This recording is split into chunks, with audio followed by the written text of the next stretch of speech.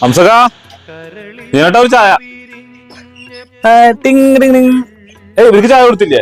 ഇവർക്ക് കുറച്ച് ചായ കൊടുക്കിന്റെ വക ഒന്ന് നിങ്ങളും കുടിക്കേ. എന്തൊക്കെയാണ് വിശേഷം? ഇവരും ചായ കുടിച്ചില്ലേ? എന്താ ചെയ്തോട്ടെ നിങ്ങൾ ചായ കുടിക്കണില്ലേ? ആ ചായ ആയിക്കോട്ടെ. ഇതൊക്കെ ഒരു സന്തോഷല്ലേ? നിങ്ങൾ വരിങ്ങടേ. അല്ലെങ്കിൽ നല്ല ചെക്കനാടോ.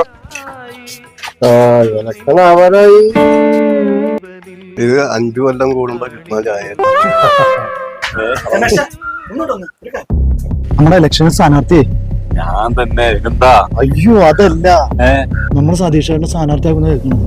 എന്ത് വർത്താനാണ് ഈ പറയണത്? എല്ലാം പാളി. പണിയുണ്ട്, ഞാൻ വണ്ടി എടുത്തിട്ട് വരാം. ചായ പൈസ അവരുടെ ചായ പൈസ ഞാനത് തന്നെ കുടിച്ചോരൊക്കെ മേടിച്ചോളി. എന്തൊക്കെ ഉണ്ടായി? ഒരു വഴിയുണ്ട്.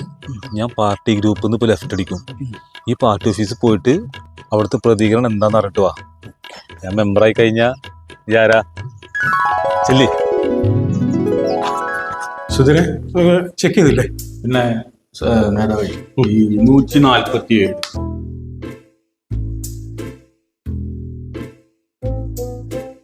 147 400.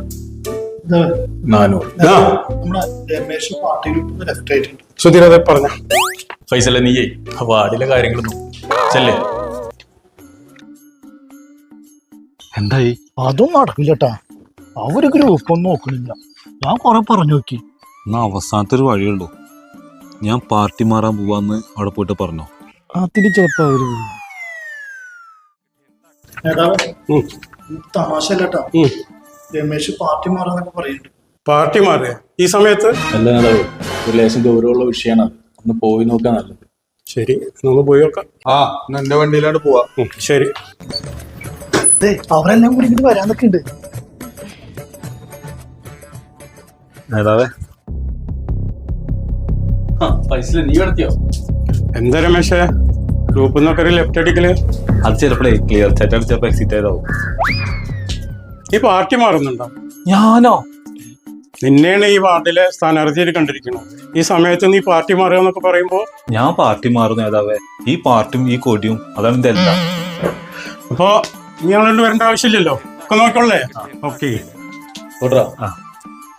ഇതവന്റെ സ്ഥിരം പരിപാടിയാ, പാർട്ടി മാറലും ലെഫ്റ്റ് അടിക്കലൊക്കെ. കഴിഞ്ഞ തവണ അവന്റെ ഭാര്യനെ സ്ഥാനാർത്ഥിയാക്കുള്ള നാടകം കണ്ടേ. ഇതൊക്കെ എത്ര കണ്ടതാ നമ്മള്.